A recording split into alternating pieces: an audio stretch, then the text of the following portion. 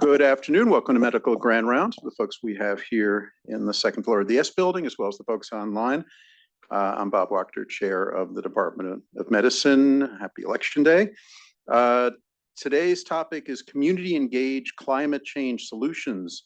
And it's being given by two of our leaders in our Division of Occupational, Environmental, and Climate Medicine. So it was renamed just this year, adding climate to the title to make clear that its focus is on climate as well as the other traditional foci of the division. We're here with two of our leaders in the division. Really happy to have them both at UCSF and speaking to us today. First is Gina Solomon, who is the chief of the Division of Occupational, Environmental, and Climate Medicine. It is an unusual division for us in that it spans all three hospitals, the UCSF Health System, the VA, and the county. And has a wide swath of activities that range from training programs, a very large research agenda, and a very important clinical footprint at all three hospitals. Gina has a long and storied career in these fields, including having founded and directed the Achieving Resilient Communities program at the Public Health Institute. She was also Deputy Secretary for Science and Health at the California EPA and has had a number of other important public policy and academic positions. She went to Yale Med School and did her residency and occupational medicine training at Harvard. She's joined today with Matthew Gribble. Matt, we also just recruited last year, in his case from UAB, the University of Alabama. We're thrilled to have him. He's really a national and international leader in research in environmental and climate medicine.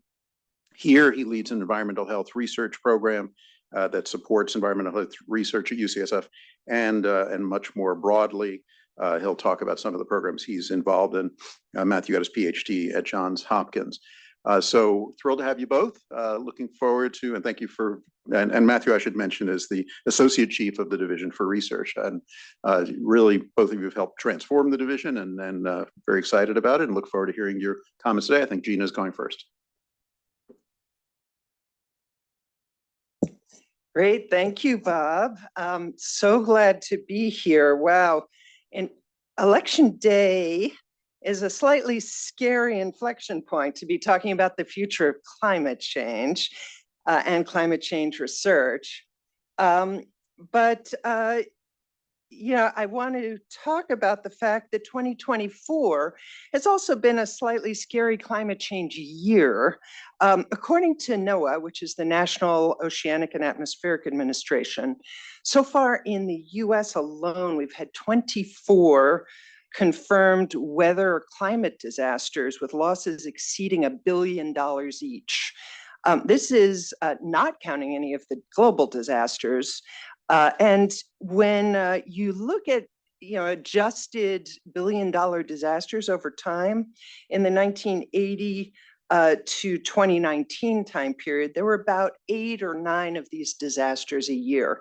But in the last 5 years, it's been 20 or 21 of them a year. So we're really seeing a big increase. And of course, the impacts of climate change are not only measured in big disasters, but in a lot of other more subtle changes. But I also do want to note the 2 big hurricanes, Hurricane Helene and Hurricane Milton, that just recently struck the southeastern US. The immense damage they left behind. Also think about the flooding in southern Spain. In all of these events, the death toll is still rising. The recovery is going to take many, many years. And so what I'm going to be talking about today is starting from the hurricane perspective, talking about how I got started working on climate change and health, which was with Hurricane Katrina in 2005. And then we're going to run through a number of different examples of work that each of us has done related to climate change and health and how those different examples sort of have common themes. So let's start a little, just dive right in with Hurricane Katrina. These are some photographs that I took in September of 2005 when I started my work down there in the aftermath of the flooding. There was both Hurricane Katrina, followed shortly by Hurricane Rita, resulting in devastating flooding and enormous damage. And at that time, it occurred to me that I was looking at the future, that this was 2005. There had not been disasters of that magnitude in the US really yet. And I realized that this was going to be more and more common with the future of climate change. And the way I got involved was that local community leaders from Louisiana, specifically New Orleans, but all around the state, reached out to me and my team. At that time, I was working at a national environmental organization called the Natural Resources Defense Council. And they asked us to come down and do an environmental evaluation and help them out. They got us access to the city when it was still closed. We conducted an initial assessment. Sorry, this is not advancing. There it goes.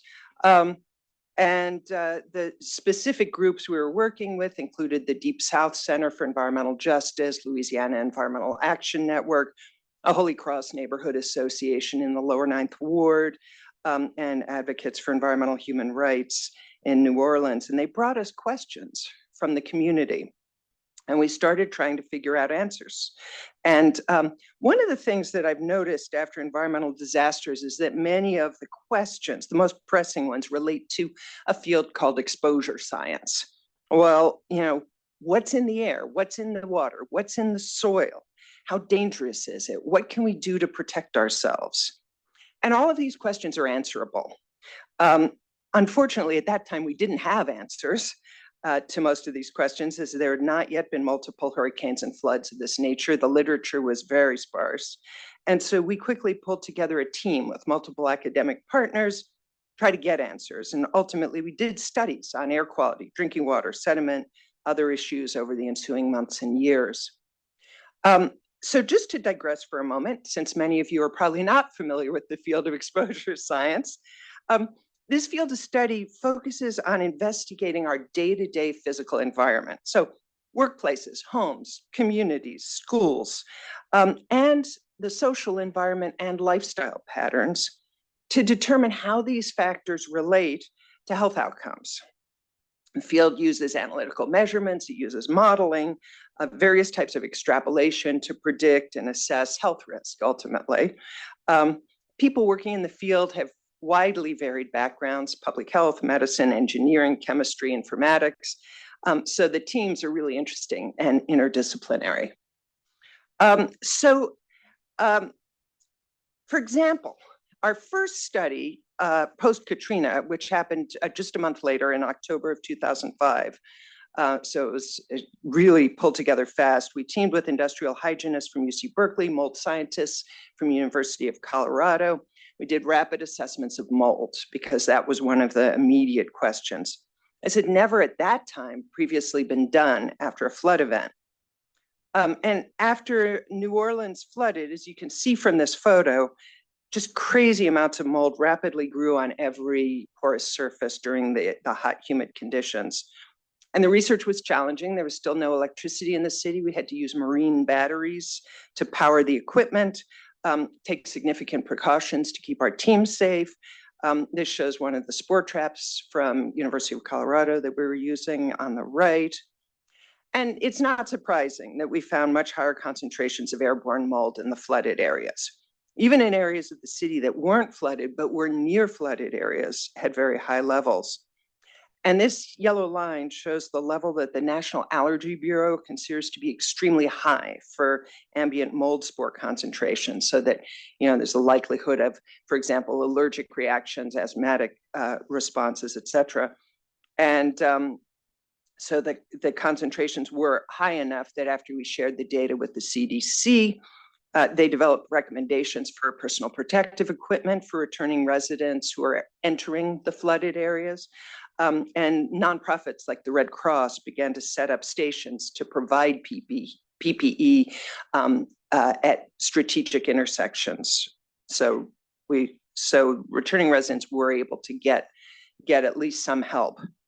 But the next question that people asked was about indoor mold.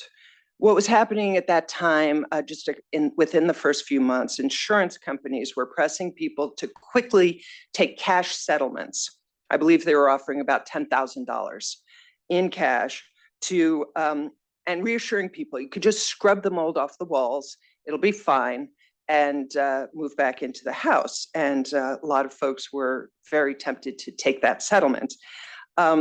But there was an alternative view that full remediation, gutting the home all the way down to the studs, was necessary in order to sufficiently remove the mold. And so through our community partners, we were able to recruit participants who owned homes in the flooded areas, who were doing various degrees of remediation, and they gave us access to their homes for purposes of air monitoring. And what you can see here is that the strategy recommended by the insurance companies was not reliably able to reduce mold levels. Full remediation down to the studs brought the mold concentrations down to equivalent to the levels in outdoor air. And you can see here, there's a different y-axis, way higher concentrations than on the prior slide. So I put the yellow line there again at the 50,000 spores per cubic meter level that the National Allergy Bureau designates for context. We were only able to access one totally unremediated home, but you could see the data from that home on the upper right of this slide. Just going back, we released these results to the public immediately. It was carried on the radio, other local media, so that people could make informed decisions about whether they were going to accept the cash settlements from the insurance companies or not. The idea here was to put the data into people's hands as fast as possible. Then ultimately, of course, this was published, as you can see, but that was almost an afterthought. The main purpose here was to answer key health questions.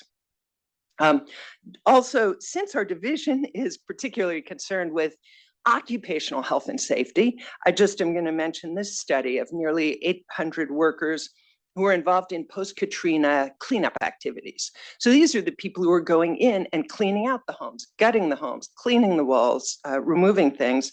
And this study was done a few years later, 2007 to 2009 was when it was done, looking at respiratory outcomes.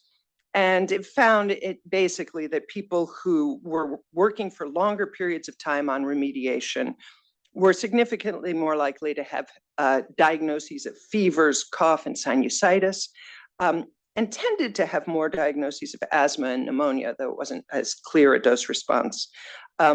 Duration of cleanup work, it didn't present this table, but duration of cleanup work was also associated with slightly worse pulmonary function testing results.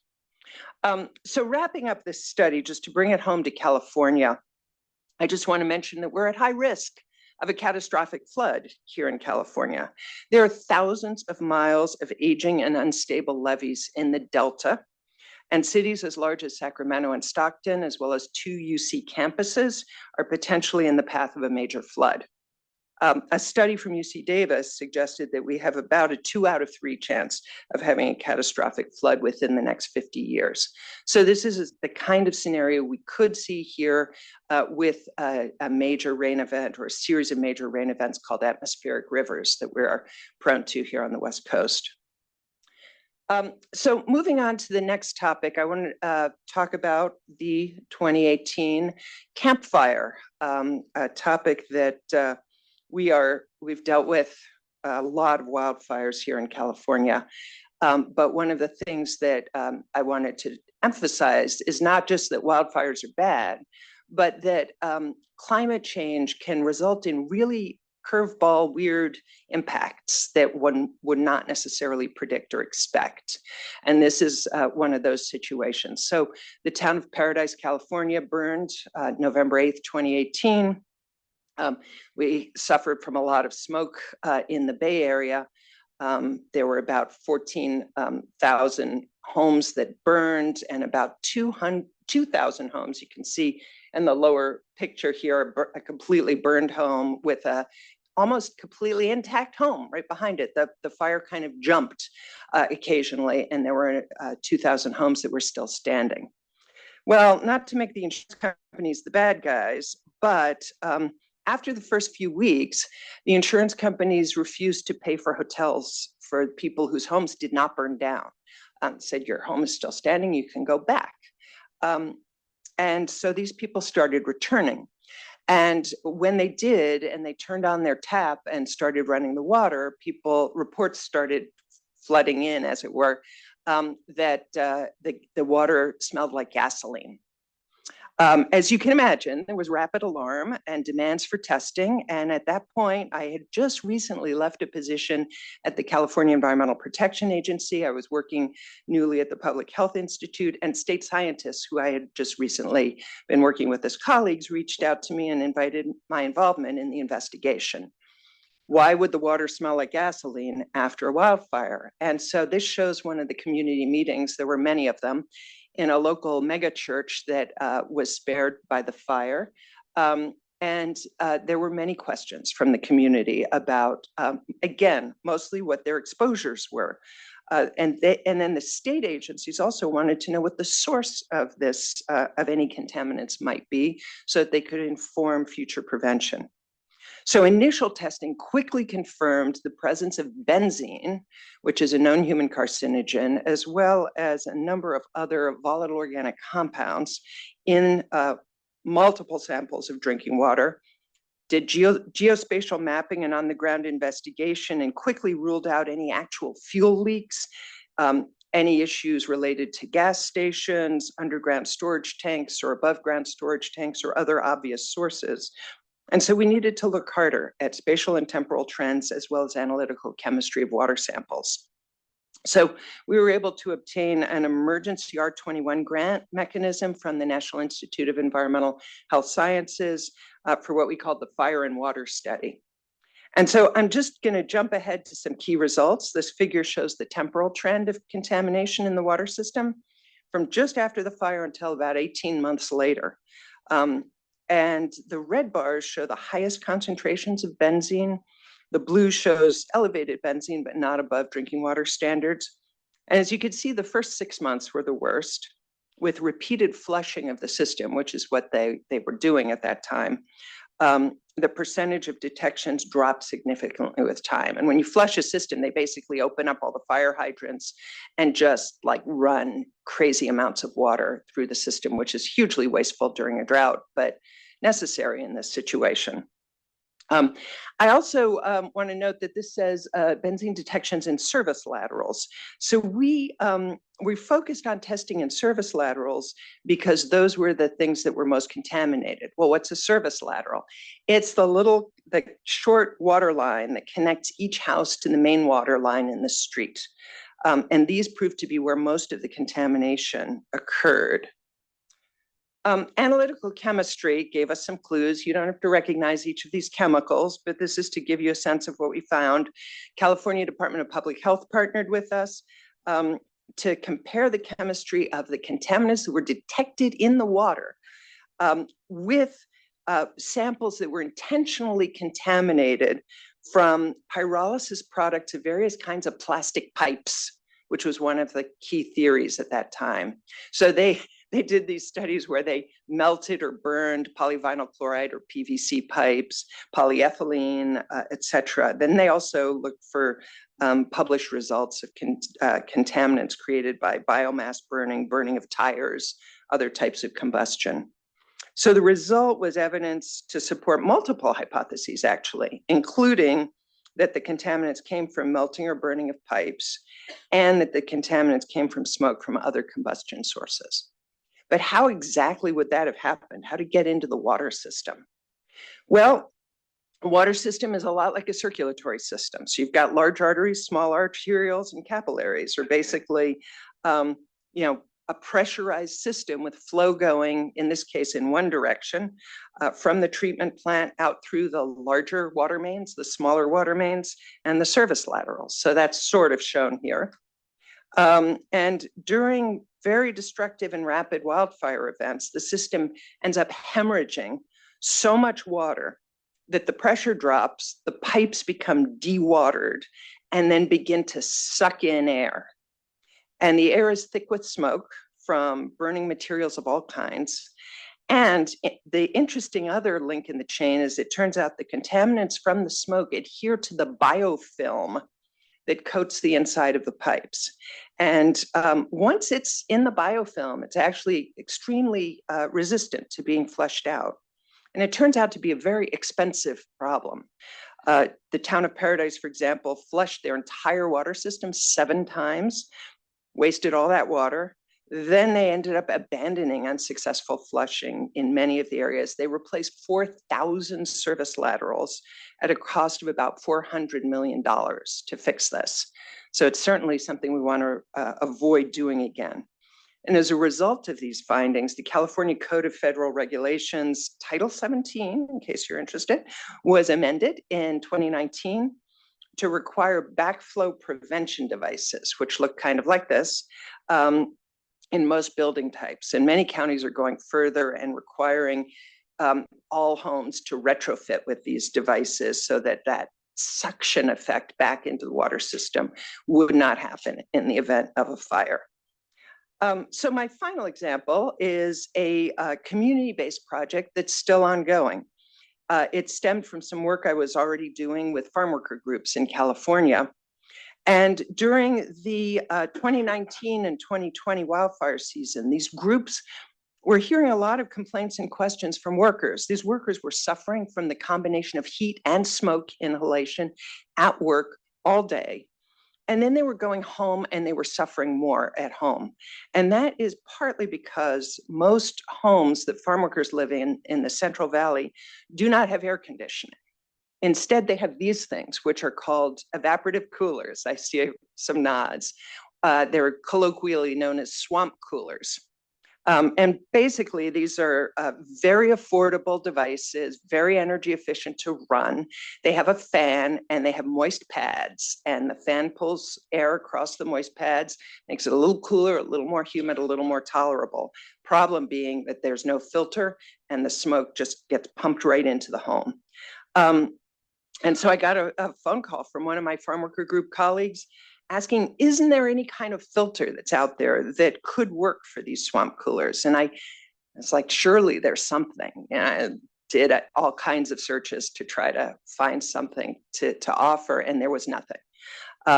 And so, I sort of put a pin in it and apologized that I couldn't find anything. But then a couple months later, the U.S. Environmental Protection Agency put out a call for proposals that was on protecting vulnerable populations from wildfire smoke. And I thought, I'll bet nobody's working on swamp coolers. So I called my colleague back and said, do you want to partner? And the FRESCA study was born.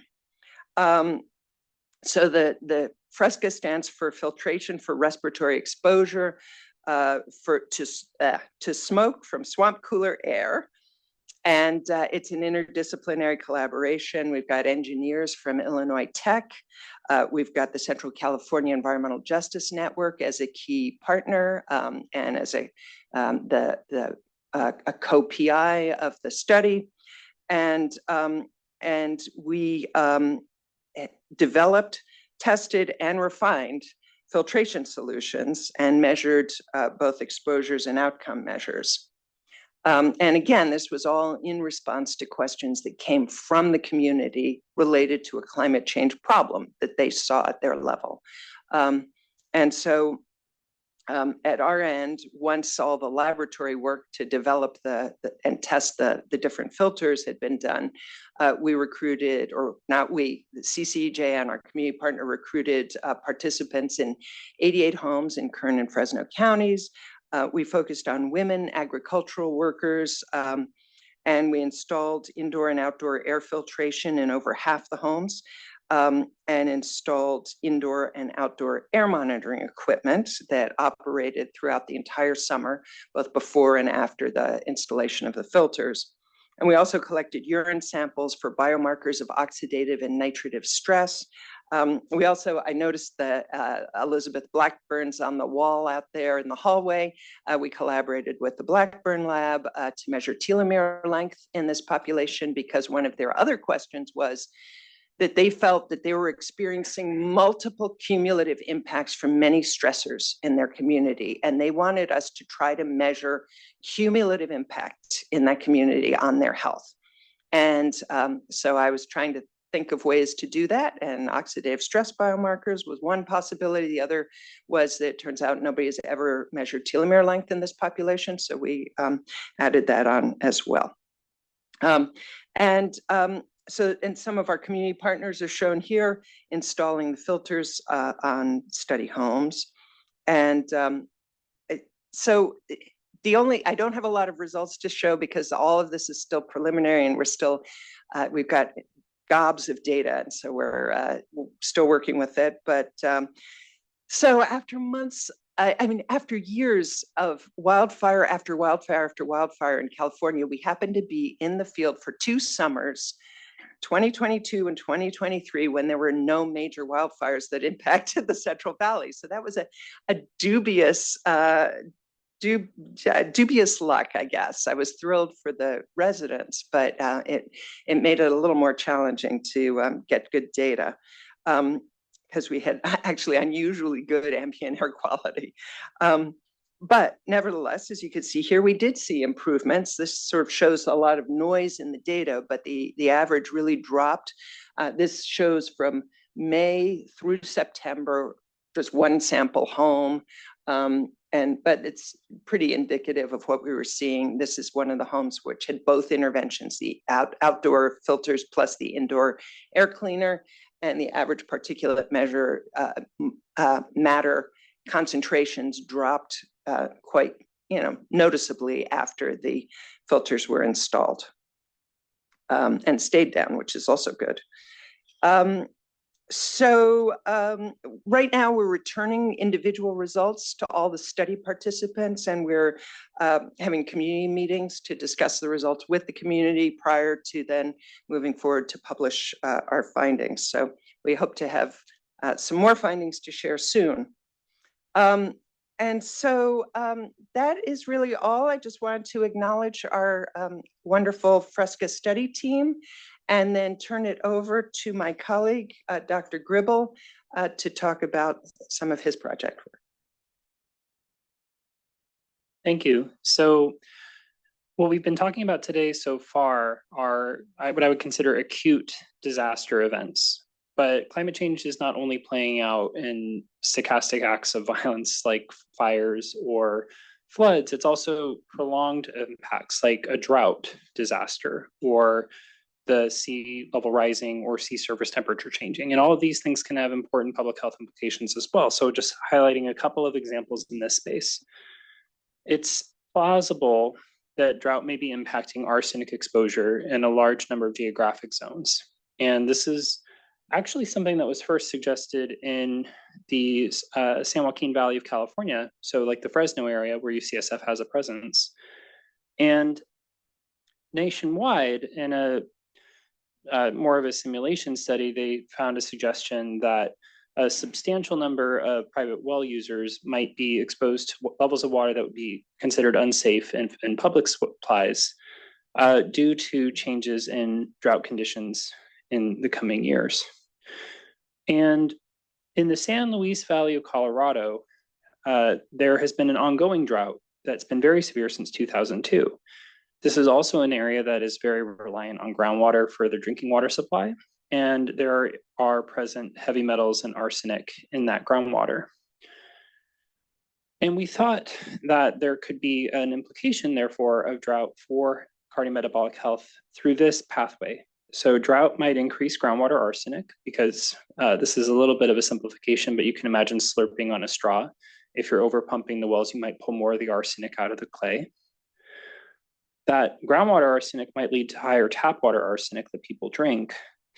That can lead to ingestion of arsenic, which might be bad for people, but variable across people because of metabolism differences in how people respond to arsenic, leading to different doses of toxic arsenic metabolites, which go on to have health implications. But each of these links has a potential moderator. So for example, the connection between droughts and groundwater arsenic can be impacted significantly by both geochemistry. Is this a region that has high arsenic? Is it likely to change its mobility in response to a drought or not? But also policy. So if there are controls on how much wells can be pumped during a drought event, you might not have as much over pumping of the wells and release of arsenic. then the connection between groundwater and tap water could be impacted pretty straightforwardly by filters. You could have home water filters, and then people, even with the source water that were higher in arsenic, might not have an unsafe level of arsenic in their drinking water. There can be differences between people in how much water they drink. So, for example, one symptom of diabetes is people get very thirsty, polydipsia. So that could lead potentially to an environmental justice issue where the inequitable burden of diabetes across the US population might map to inequitable exposures to drinking water contaminants for the same level of environmental ambient exposure. You can also have other sources of arsenic. For example, arsenic is really high in rice and some other foods that are really common in Hispanic communities.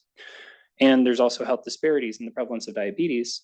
So we thought in this community setting that has a large Hispanic population that there might be differences in the ingestion of arsenic, both related to drought and separately from drought. And then there are also differences by age, sex, and ancestry in the metabolism of arsenic, leading to potential interindividual variability in response to this ambient environmental arsenic exposure. And so in the San Luis Valley Diabetes Study, which is an ongoing cardiovascular disease cohort that's been running in Colorado in this region for several decades, about a quarter of the participants have arsenic levels above 10 micrograms per liter. And that's the US current drinking water standard for public water systems. This cohort is a rural cohort that's pretty well balanced by sex and by Hispanic ethnicity. So we can look and see some of these hypothesized differences between how people are responding to the drought and to their arsenic exposures. There are almost 1,200 people in this population who are at risk for incident diabetes, incident cardiovascular disease, or death. And we also have available on participants the residential history, urine samples were collected, cardiometabolic disease risk factors, and their outcomes were measured as well. And so this is a really excellent opportunity to understand historically how drought tracked with future risk of these diseases and how drinking water arsenic was potentially impacted by drought and went on to affect health, because we have the whole story from people's addresses and therefore their drought conditions, their estimated historical water arsenic, their measured urine arsenic, and then their health status over time. To construct a good hydrological model, we need data both on environmental characteristics and on water in houses. And so we have been working on an ongoing community water exposure assessment study, which has currently recruited over 800 people and more than 360 water samples have been analyzed. This was in partnership with the San Luis Valley Ecosystem Council, which was the major community partner involved in recruitment, a community event, a newspaper advertisement of recruitment, et cetera, and the Rio Grande Water Conservation District, which is a more neutral local partner, but was willing to be a water sample drop-off site. And the results from this home water testing were reported to each participant with interpretation by my multiple principal investigator colleague, Kathy James, along with educational materials on reducing metals exposure through groundwater. And ongoing work is to finish measuring the urinary arsenic species biomarkers to better understand what level of arsenic people were actually exposed to in their historical urine samples. We are finishing up a groundwater hydrological module to understand historical exposure assessment. And we are plugging these into epidemiological studies to try to understand how drought impacts arsenic exposure and what that means for cardiometabolic health disparities in this area. This has been coupled to a lot of outreach and engagement. So these are materials that were developed by my colleagues, Kathy James and Nick Stoll at University of Colorado, explaining some of the science about drought, heavy metals, and water quality, or about arsenic, and highlighting the importance of this for the region. And this work has had a wide range of collaborators, just noting a couple. University of Colorado, Kathy James is the contact PI, but she and Ryan Smith at Colorado State University and I are multiple principal investigators of this project. At Stanford University, they're running the community water samples at Scott Fendorf's lab with postdocs Alex Honeyman and Alejandro Lopez running samples. There's the San Luis Valley Ecosystem Council as our main community partner, and the Rio Grande Water Conservation District as a more impartial arbiter that's really interested in understanding the science for management decisions. And then we've been funded by the National Institute for Environmental Health Sciences.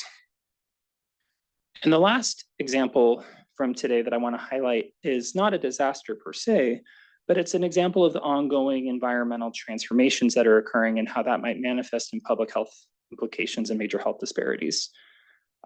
So in Alaska, butter clams are a major part of Alaska Native diets for many different ethnicities of Alaska Natives. And these are shown on the right. They're Saxodomus gigantea. And that clam, Saxodomus, is actually the namesake of the toxin saxitoxin that causes paralytic shellfish poisoning. And saxitoxin is a really nasty chemical. It's on the select agent list and it's on the Chemical Weapons Convention. It's not a great thing to have a dietary exposure pathway to. And in a community survey, they found that Alaska Native members of Kodiak had an almost 12-fold higher prevalence of having ever had a symptom of paralytic shellfish poisoning compared to non-Native members of their same community. And that survey was about 30 years ago. We recently got funding to update this with a more recent community survey that we hope to roll out in the next couple of years. But we think that this is a pretty clear health disparity that poses a threat to people who subsist on local shellfish. And there are data that have been available to the state, but these are pretty limited. So there were 132 reported cases in 79 incidents. So some of the incidents had multiple cases. And some of the broad brushstroke patterns that are observed are, I think, reflective of real phenomena, although this is all messy data of what was reported to the state. There's a lot of underreporting. About half of the incidents occurred only over the months April to July, and a little more than half of the known cases were among Alaska Natives, despite the population being a much smaller percent of the total demographics of the state. And so I think that this is really important, thinking about Alaska Native traditional lifeways and preserving culture and cultural identity. It's important to be able to do that in the face of climate change. And I don't want to give the impression that when I say Alaska Native, I'm assuming homogeneity of this group. Our team has mostly worked with the Shim-Sham, Tlingit, and Haida peoples of Southeast Alaska, but there are a lot of Alaska coastal communities in addition to these that have been impacted heavily by paralytic shellfish poisoning, and in the future may be impacted increasingly by this concern. Because of the because of the prominence of this issue in their communities, a number of Southeast Alaska tribes got together to organize the Southeast Alaska Tribal Ocean Research, or SEATOR Consortium. And the SEATOR Consortium has been gathering data on toxins in shellfish, as well as the changing ocean environment, like the ocean pH and ocean temperature, to try to understand what's going on with the safety of their traditional shellfish and make advisories about when and where it might be more or less safe to eat the shellfish. These are photos that I took on some of my visits to Alaska. On the top left, you see Esther and Michael going through a mussel bed. This is Stargavin Beach, collecting mussels, and they'll test those later in the lab for toxins. And in the bottom right, you can see water collection. They drag a net through the water and count under microscope how much Alexandrium algae is present, which is the algae that makes this kind of toxin. And the data that come from this toxin testing program are posted online, available to the public in a map, to try to make it as quickly available as possible, evident where it has been testing high locally for toxins.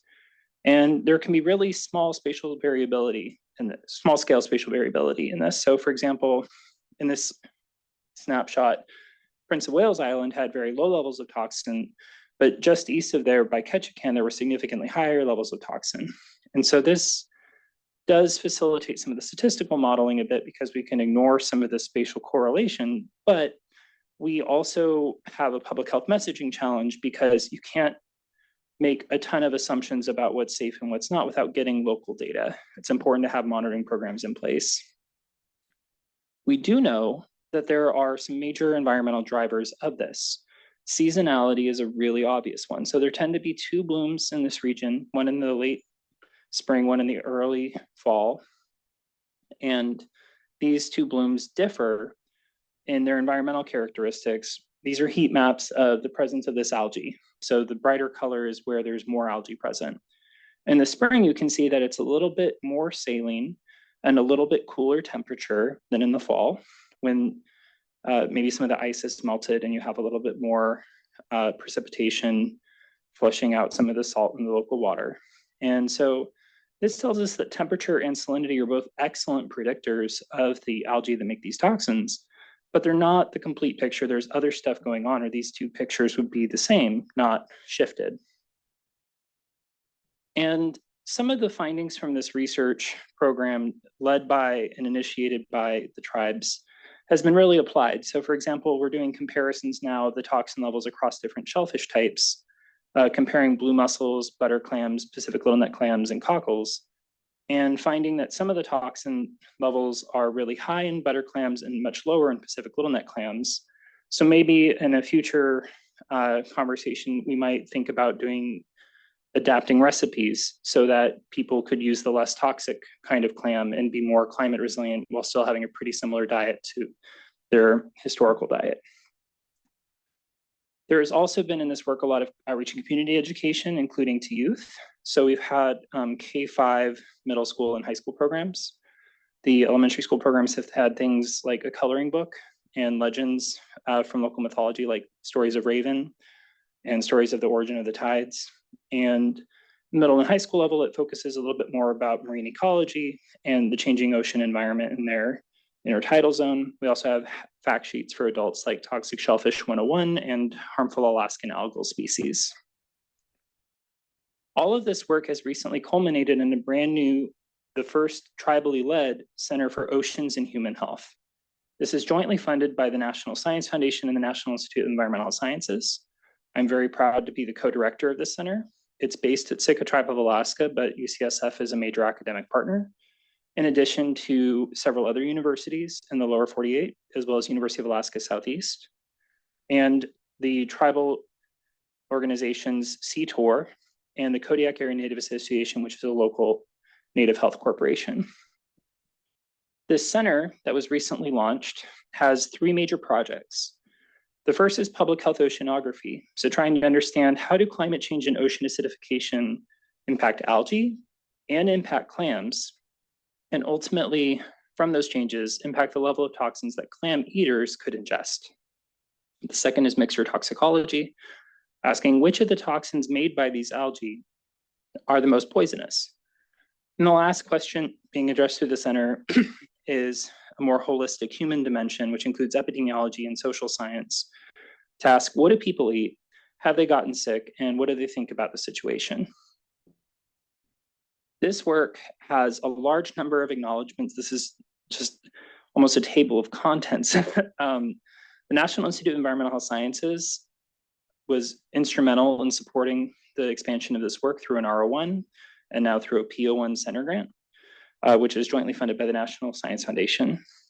Sitka Tribe of Alaska has been leading a lot of this effort and has coordinated with many other people throughout Southeast Alaska through CTOR. UC San Francisco, I want to give a shout out to my team here, Balin Bennett and Jacob Kolhoff. We've benefited from some wonderful statistical collaborators who've helped us build models to ideally build towards a forecast, but we're not quite there yet. Damuhita Kunu and Paul Albert, and then oceanography collaborators, both from University of Alaska Southeast and from the National Oceanic Atmospheric Administration. And we also benefit from a wonderful postdoc, Hugh Rowland. So to sum up, and this is a slide from the California Department of Public Health, climate change has dramatic impacts on multiple domains of health. This includes acute things like extreme heat, gradual things like drought, and various disasters that we've talked about, like wildfires and smoke, floods, and changed environmental health resultant from, for example, economic impacts of agricultural impacts of drought. I also think for the Department of Medicine, it's really interesting to think about how polypharmacy might be shaped by climate change, because if climate change, and here on the outside are various environmental changes like changes in sun exposure, lack of water, extremes of cold and heat, if those manifest in different prevalence of disease, then the treatments for those diseases will change in their occurrence in the population. And so it might become more complicated in the future to manage cases who are dealing with multiple climate exacerbated conditions. And in addition to our division, which I'm really excited to be a part of, the UC Center for Climate Change, the UC Center for Climate, Health, and Equity is based at UC San Francisco. This is a UC system-wide center that seeks to harness the expertise and leadership of the health sector to drive ambitious climate action for health and health action for climate. So things like decarbonizing the healthcare sector. And the vision of this center is to advance equitable and just climate solutions that promote human health and planetary well-being. This center was recently given a bolus of funding from the National Institutes of Health as one of the Centers for Climate Change and Health. And so this is the EcoHealth Center, Equity and Climate Opportunities for Health. This involves two principal investigators from UCSF, Dr. Weiser and Dr. Tirani, as well as another from UC San Diego, Dr. Ben Marnia. And the EcoHealth Center just launched. And so like our Oceans and Human Health Center, this is a great opportunity for UCSF to get engaged around climate change and health research and translation. And so some of the takeaways from our talk today, we want to highlight that many community concerns relate to environmental exposures. And so exposure science is a key discipline for medical practitioners and community health advocates to understand better. There is ethical responsibility in the face of climate change, as well as just a curiosity thing that we think is really important to identify community prioritized questions and provide answers and practical solutions for community concerns. Our new division of occupational, environmental, and climate medicine is relevant to the other branches of medicine, and it's closely tied to social and environmental determinants of health.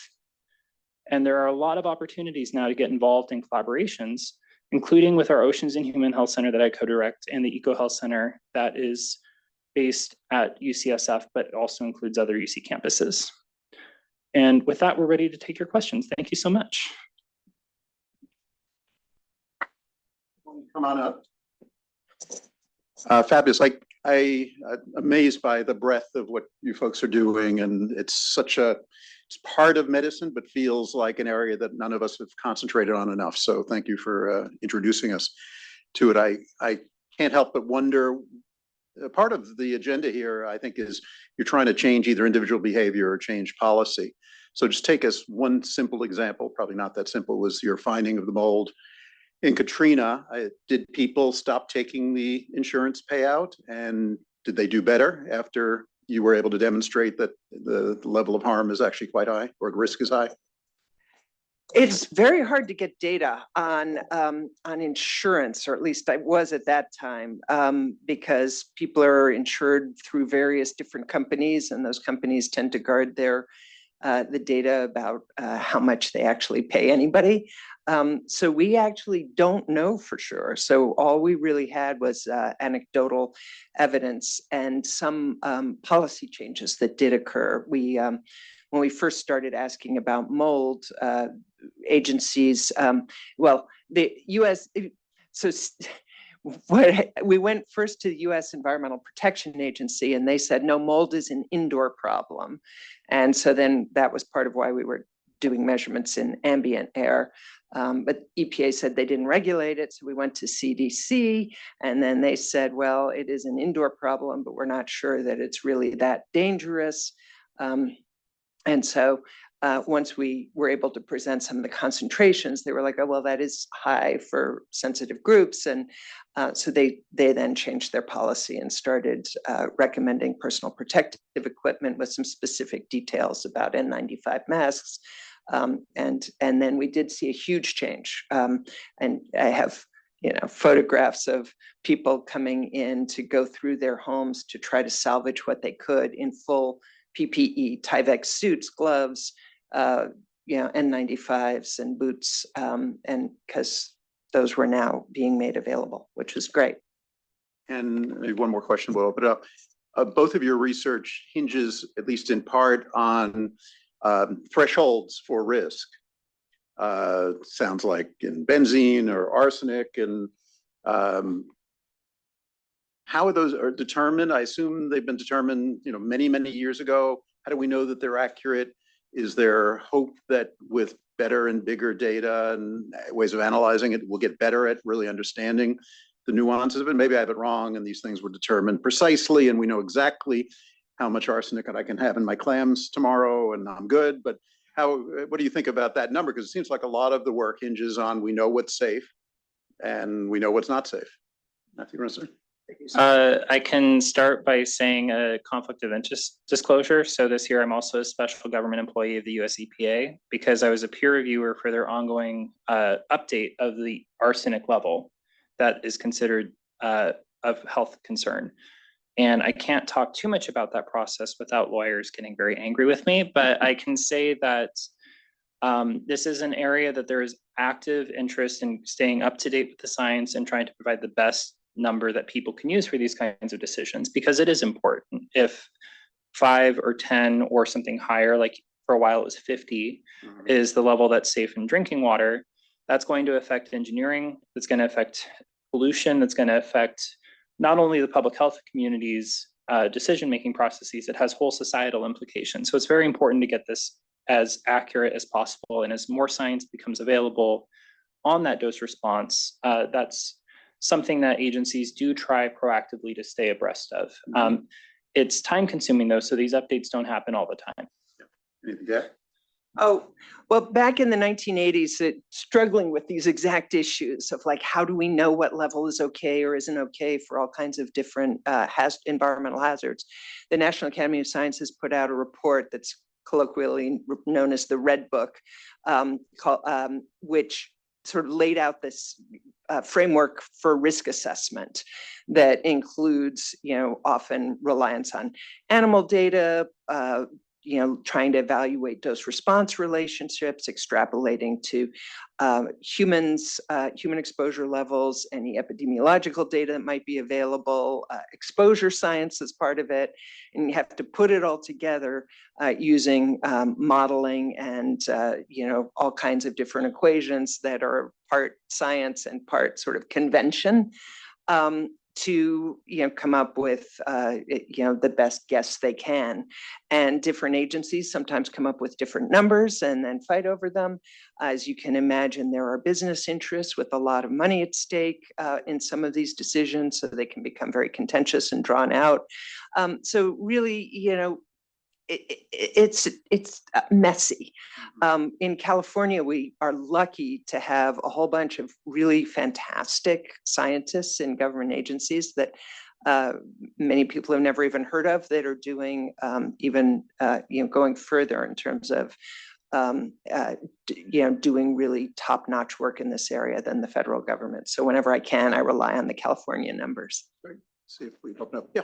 So at one time, there were people that didn't believe in global warming, and I have a feeling some of those people persist and may be running for office, actually.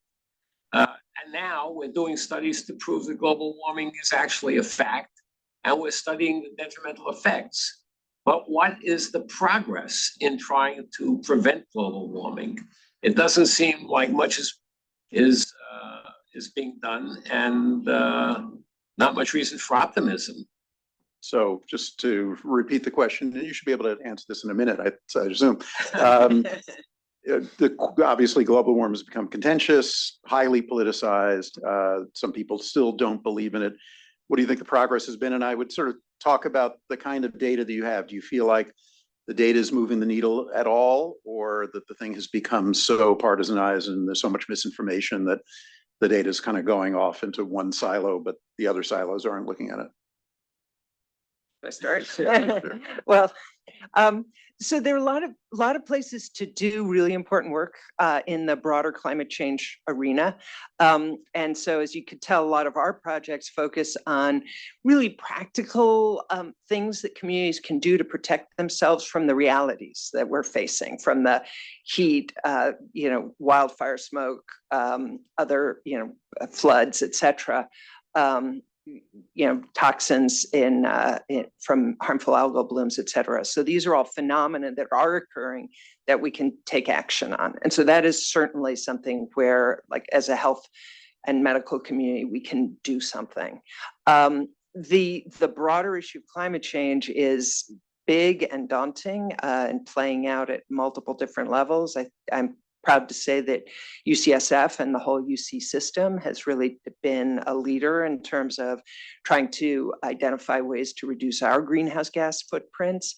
And that is definitely something that the Center for Climate Health and Equity is doing a lot on. And then California has also exhibited great leadership. And so, you do see a lot of electric cars out there, I have to say. And I'm thrilled to see that, because I think that is making a difference. Transportation is one of the biggest.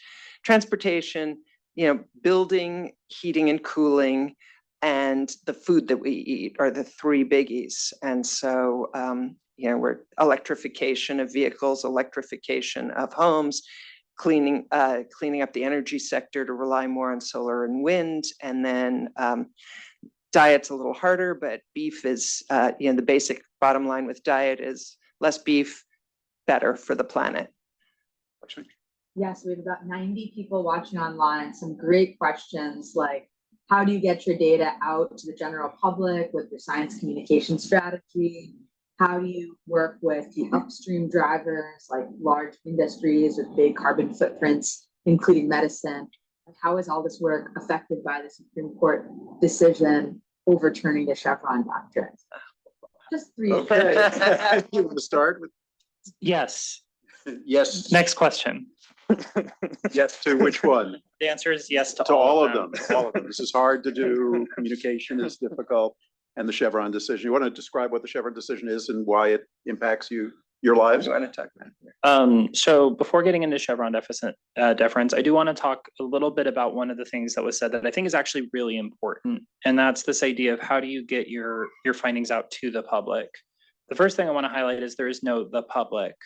So there are many different communities within every larger community. And this can be a challenge both for responding to a local concern. There may be differences of opinion. We have an election that is rather contentious locally in San Francisco today. And in the case of our projects, we benefited a lot from local community partnerships. The questions have been driven by the community. So it isn't a question of we've discovered something and now we have to get it out there, so much as people had a question and we did our best to answer. And I think that gives us a really beneficial place for starting a messaging campaign. But in my projects, we've had outreach at elementary school, middle school, high school levels, because different people can have access to different ways of knowing things and then share that information with the people around them. So the diffusion of information is another thing that's really important. Gina's done a lot more interacting with the media writ large and disseminating things with a larger microphone versus a megaphone. But I just want to highlight that the public is kind of a misnomer. Regarding Chevron, the implications of that are going to be felt and figured out over a long period of time. We'll just briefly state what the finding was. Basically, the finding puts a limit on how much agencies can interpret federal laws, like environmental laws, not limited to environmental issues, by the way, and puts more emphasis on the courts to interpret and be umpire, referee. But what that means in practice is still being sorted out. Anything you want to add about public communication? Yeah, I mean, just going back, Katrina was kind of almost before social media, but there was a local radio station that was broadcasting to the up and down the Gulf Coast that entire time. It was a AM talk radio station. And they asked me to come on and talk about the work that we were doing. And then they said, well, come back every week, would you? And so I was on for every Friday for an hour talking about whatever we were working on. And it was a call-in show. And so people were hammering, with questions and concerns and complaints and issues that they wanted to raise. And it was quite an experience. I was rather young in my career then, and it was, eye-opening. What'd you learn? I learned it. I learned a few things. One is to respect, what people have to say, even if I didn't necessarily like their tone of voice or their, the way they were saying things.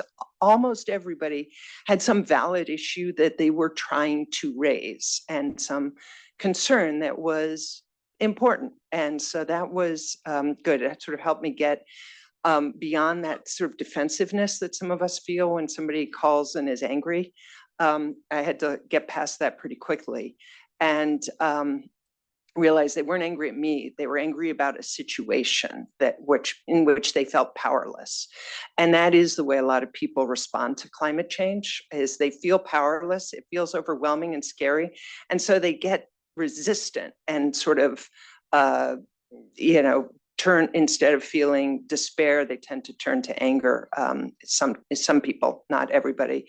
And the trick here is to create hope and to create a vision of, that we can get through this together. And so that was sort of, one of the early learnings that I've tried to carry through this work.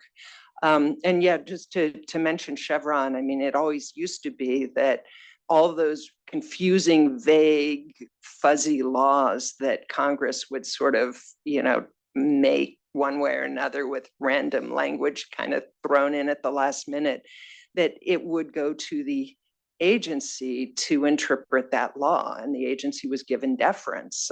If the law was confusing, the agency should make its best guess at what Congress was trying to direct them to do, and then do that. And that was Chevron deference. And now that's kind of gone. So what does that mean? We don't really know. But the laws I can promise that the laws are not going to be any less confusing or less confusingly written going forward. And so somebody's got to interpret them if there's going to be any action taken based on the law. I think with that, we need to quit. Thank you for your work and thank you for a great talk. Appreciate it.